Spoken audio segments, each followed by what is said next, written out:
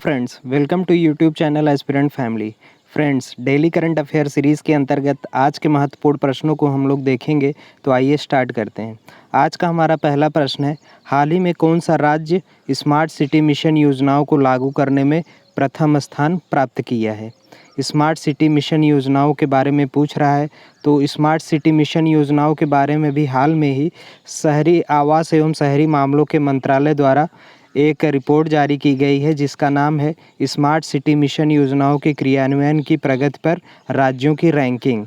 तो किसने ये जारी किया है? आवास एवं शहरी मामलों के मंत्रालय द्वारा एक रैंकिंग जारी की गई है स्मार्ट सिटी मिशन योजनाओं के क्रियान्वयन की प्रगति पर। तो इस रैंकिंग में जो है पहले स्थान पर झारखंड है, पहले स्थान पर झारखंड और दूसरे स्थान पर राजस्थान है। स्मार्ट सिटी मिशन योजनाओं को लागू करने में झारखंड सभी राज्यों और केंद्र शासित प्रदेशों में सबसे ऊपर है और दूसरे स्थान पर इसमें इस पूरे देश में स्मार्ट सिटी परियोजनाओं को लागू करने में राजस्थान दूसरे स्थान पर है। इस रैंकिंग को किसने जारी किया?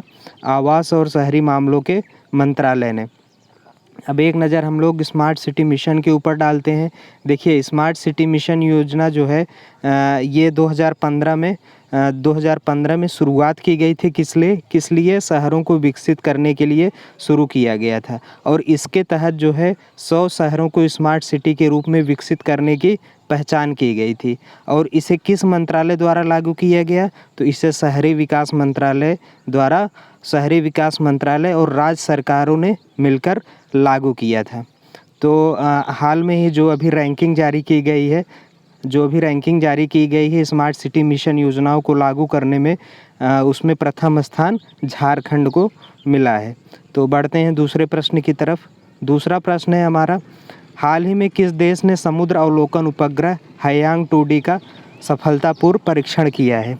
हायांग 2D का सफलतापूर्वक प्रक्षेपण किस देश ने किया है? तो चीन ने एक नया समुद्र अवलोकन उपग्रह हायांग 2D का सफलतापूर्व प्रक्षेपण किया है। किसने किया है? चीन ने। और यह क्या है, इसका क्या यूज़ है इस उपग्रह का? तो इससे जो है इसे गतिशील समुद्री पर्यावरण की निगरानी और समुद्री आपदाओं के लिए प्रारंभिक चेतावनी प्रदान करने के लिए लॉन्च किया गया है। किस लिए लॉन्च किया गया है? यह समुद्री पर्यावरण की निगरानी करेगा और समुद्री आपदाओं के लिए प्रारंभिक चेतावनी भी देगा। आपकी जानकारी के लिए एक और करंट अफेयर बता दें जो चीन से ही संबंधित है। जो चीन ने अभी हाल में ही अपना एक रोवर मंगल ग्रह पे उतारा है और ऐसा करने वाला अमेरिका के बाद वह दूसरा देश बन गया है। इस रोवर का नाम क्या है? इस रोवर का नाम जुरोंग है। जुरोंग रोवर मंगल ग्रह पे किसने उतारा? तो जुरोंग रोवर मंगल ग्रह पर चीन ने ही उतारा है। तो हायांग 2D उपग्रह किसने सफलतापूर्वक लॉन्च किया? तो हायांग 2D चीन द्वारा सफलतापूर्वक लॉन्च किया गया। अब बढ़ते हैं अगले प्रश्न की तरफ। अगला प्रश्न है हमारा, हाल ही में भारतीय हस्तशिल्प एवं उपहार मेला का उद्घाटन कहाँ किया गया? भारतीय हस्तशिल्प और उपहार मेला का उद्घाटन कहाँ किया गया? तो भारतीय हस्तशिल्प उपहार मेला का आयोजन हाल में ही नई दिल्ली में किया गया और यह इस मेले का 91वां संस्करण था। और इसका उद्घाटन किसने किया? इसका उद्घाटन हस्तशिल्प निर्यात संवर्धन परिषद के अध्यक्ष रवि के पासी ने इसका उद्घाटन किया है। अब देखिए इस मेले की विशेषता क्या है। अब इस मेले की विशेषता में देखिए, यह मेला जो है घर, फैशन, जीवन शैली, कपड़ा और फर्नीचर के क्षेत्र में भारत का सबसे बड़ा मेला है। किसके? घर, फैशन, जीवन शैली, कपड़ा और फर्नीचर क्षेत्र में भारत का सबसे बड़ा मेला है। इस मेले से भारत को क्या लाभ होगा? इस मेले से देखिए भारत को हस्तशिल्प के निर्यात में मदद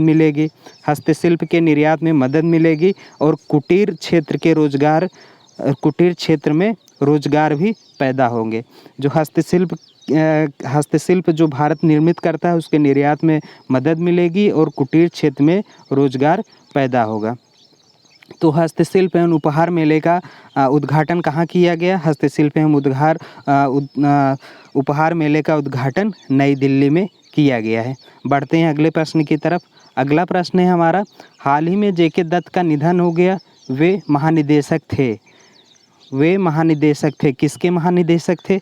बीएसएफ के थे या एनएसजी के थे या सीआरपीएफ के थे या सीबीआई के थे?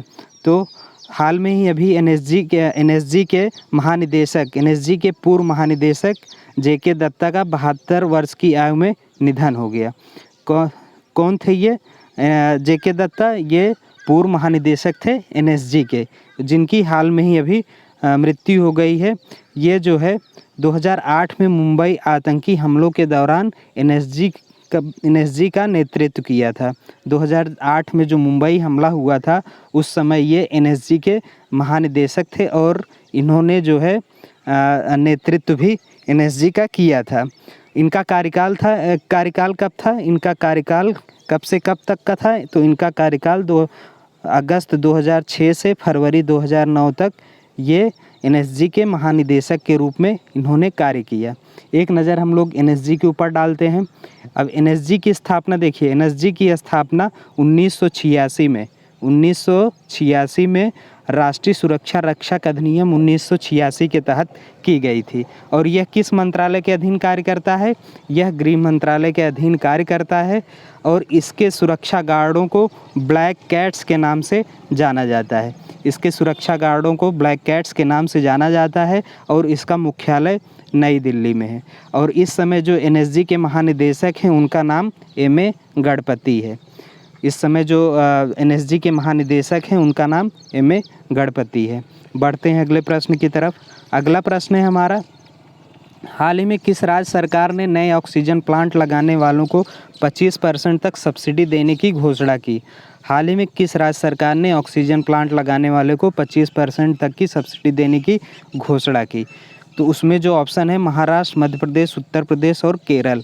तो हाल में ही अभी जो है उत्तर प्रदेश राज्य में नए ऑक्सीजन प्लांट लगाने वालों को 25% तक की सब्सिडी देने की घोषणा की है। तो इसका सही उत्तर हो जाएगा ऑप्शन सी, उत्तर प्रदेश। उत्तर प्रदेश हाल में ही ऑक्सीजन प्लांट लगाने वालों को 25% तक की सब्सिडी देने की घोषणा की है।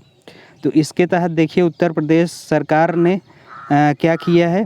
उत्तर प्रदेश सरकार अगर जो कोई ये प्लांट लगाता है उसको तो 25% तक की सब्सिडी देगा, साथ ही साथ यह जो है स्टाम्प ड्यूटी भी फ्री रहेगा। मतलब इस प्लांट को लगाने पे कोई स्टाम्प ड्यूटी आपको नहीं देना पड़ेगा। और इसका मकसद क्या है, इसका उद्देश्य क्या है? इस प्लांट को लगाने का उद्देश्य ऑक्सीजन यूनिट लगाने वालों को प्रोत्साहित करना है, राज्य में ऑक्सीजन उत्पादन को बढ़ाना है।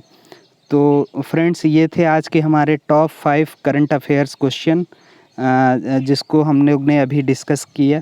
उम्मीद करता हूँ कि ये आपको पांचों क्वेश्चन अच्छे लगे होंगे और साथ ही साथ हम ये भी उम्मीद करते हैं कि आपको ये हमारी सीरीज़ पसंद आ रही है। अगर हमारी ये सीरीज़ आपको पसंद आ रही है तो हमारे चैनल को आप सब्सक्राइब करें, अपने फ्रेंड्स में शेयर करें और वीडियो को लाइक करना ना भूलें। मिलते हैं अगले वीडियो में, तब तक के लिए धन्यवाद।